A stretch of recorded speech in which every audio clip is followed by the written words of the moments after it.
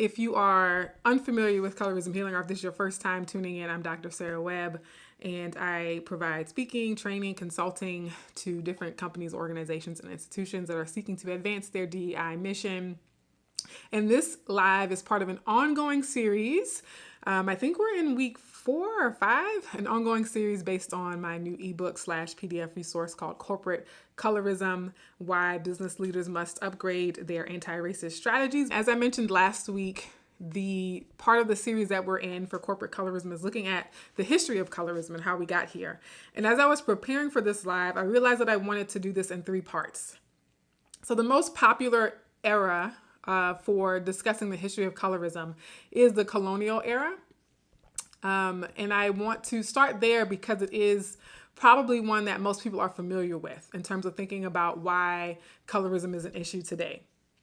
But I also thought about how it's really hard in the 30 minutes that I've allotted for these live streams to talk about the totality of the history, especially if we talk about the history cross-culturally and thinking about some of the regional nuances of how colorism has evolved, how it started and how it's evolved over time in different cultures around the globe. So I'm going to start this week with looking at the colonial history again, because it's the common pattern that we refer to. But I want to go back next week to the pre-colonial era. So looking at skin tone stratification, hierarchies based on skin color before certain places, countries, nations, and peoples were victimized by colonization.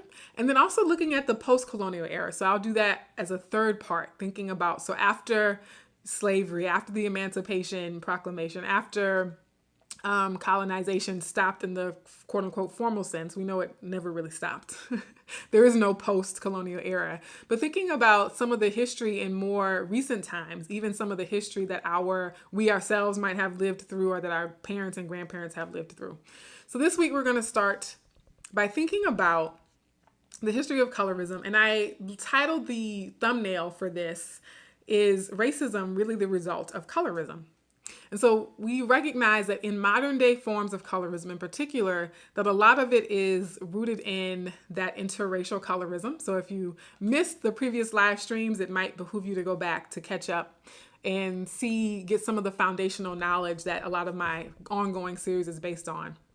We talked about that there are 2 types of colorism, and one of them is interracial colorism. And just reminding folks that yes, white people can be colorist. White people do see, recognize, and then assign value to differences, physical differences amongst people that they perceive as non-white, okay? And so the colonial history reinforced some skin tone hierarchies in a lot of places around the world. But then in other places, that is the birth or the result of those skin tone hierarchies. But there's another truth that I talk about often. And if you've ever seen me present or, do a keynote, do a webinar, you've probably heard me say this before. But we've all likely heard of the phrase or the statement that race is a social construct. Have you heard of that before? Is that something that people have told you before? Race is a social construct. And usually they're saying that to dismiss conversations of racism. Very, very rarely are people saying that in a useful way.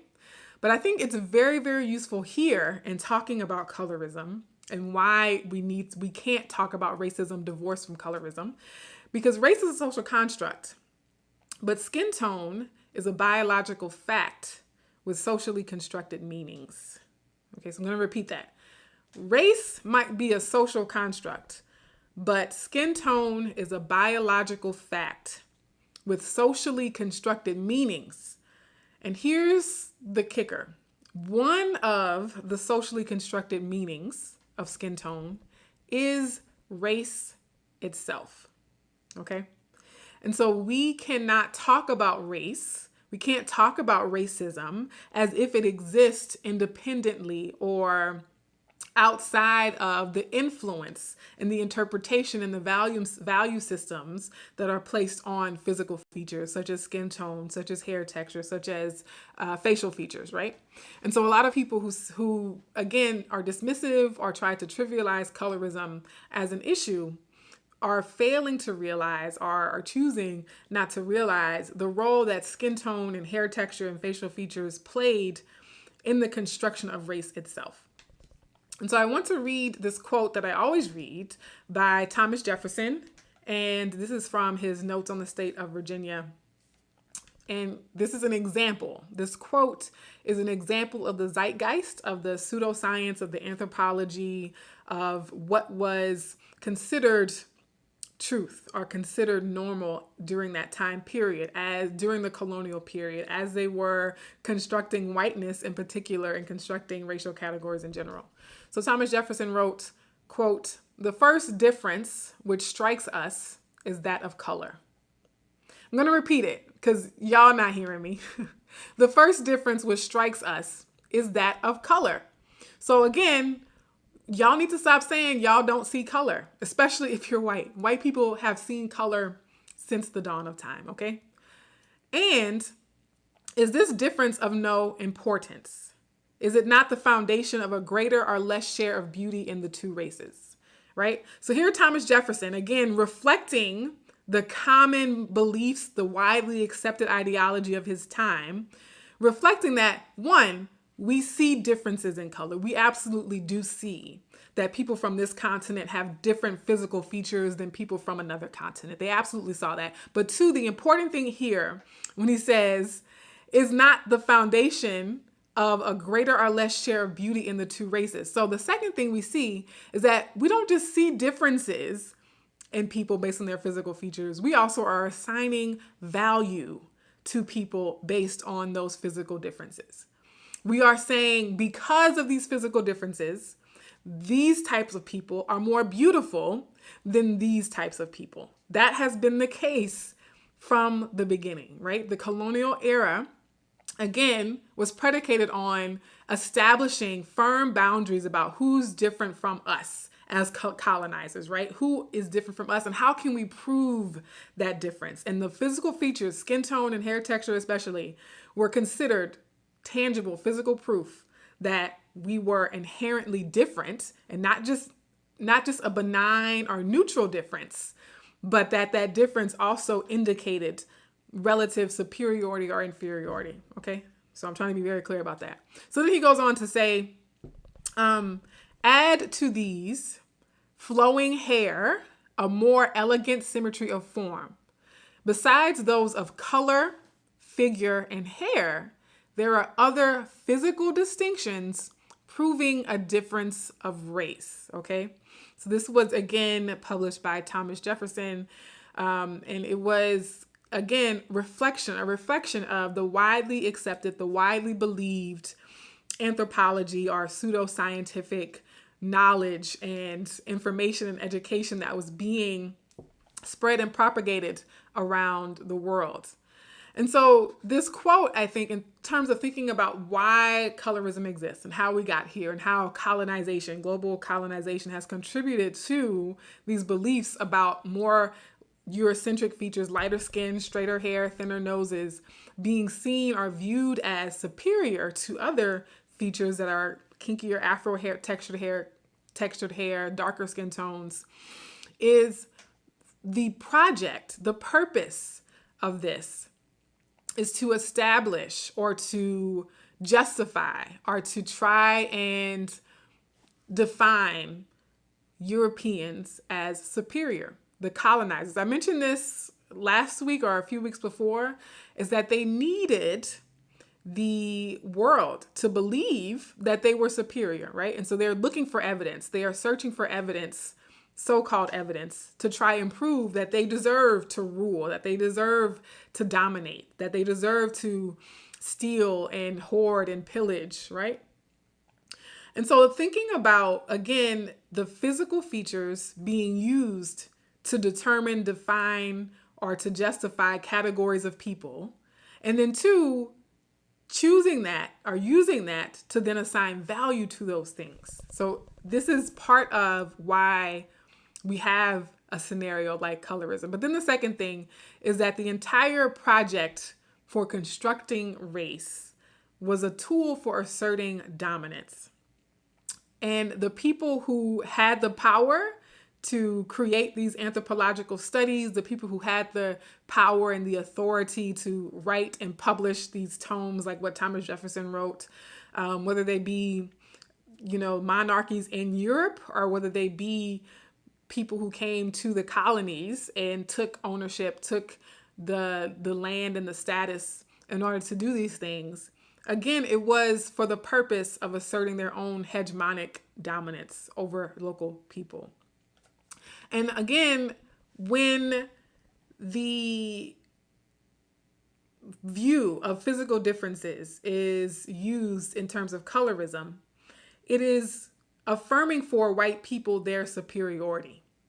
And so this is why even white people see those with lighter skin tones as better, because it reaffirms their sense that they are better, right? If their ideology, if their power, if their ability to control and manipulate and dominate rests in the belief that they are supposedly superior, then they have to reinforce a system that says the more like us you are, the better you are. They have to teach that system and condition people to believe that because white is supposedly superior, then they have to reinforce this hierarchy that says the closer you are to being white, or the more European ancestry you have in your DNA, then that means you are better because you're more like us, right? And the farther away, the more different, quote unquote, you are from us, then the more inferior you are. And I talked again in previous live streams about the role that anti-Blackness plays in all of this specifically,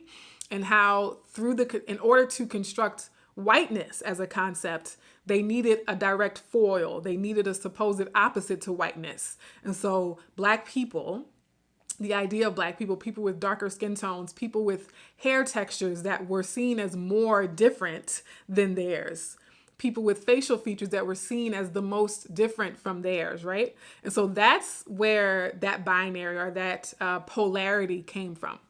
But again, they are able to reinforce the notion of their superiority by giving greater status, giving greater value, giving greater access to people who are closer along the spectrum of human skin tones and human phenotypes to what they are, okay?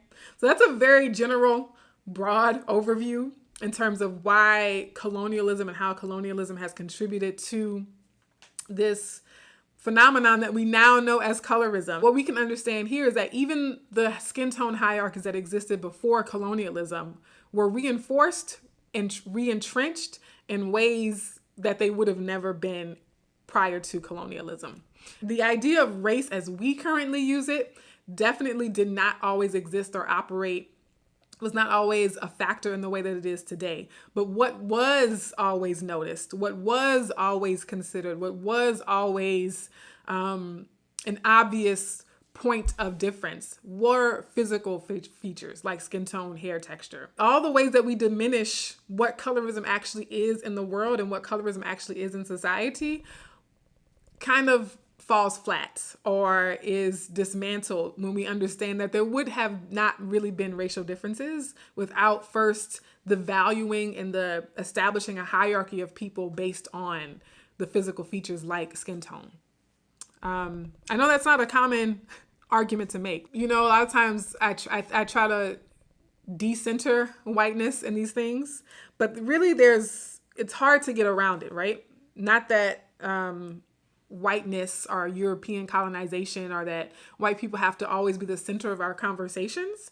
But given this particular moment in history, we have to understand the source of the problem, right? And white people have been a huge source of the problem. Now, again, later on, I'm going to talk about how although they might be the original source of the problem, we as Black people, we as other indigenous people have taken up the mantle to perpetuate the problem, right? Which is how we can gain control, how we can use our agency to stop contributing, stop being complicit in the problems, right? So even though we're not responsible for the problem, for creating the problem, we are responsible for our role in solving it and our role in not continuing to perpetuate it. So one of the reasons why it's important to talk about the past, and I always critique historical discussions of colorism.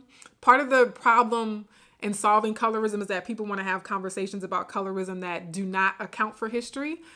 I'm actually, I think I posted about this on Instagram about how a lot of light-skinned people who complain about so-called reverse colorism are not taking into account the history of colorism, right? And so anytime we try to talk about an issue without understanding the history of that issue, then we are powerless to actually solve it, right? Understanding how you got into a problem is key to understanding how you're going to get out of that problem.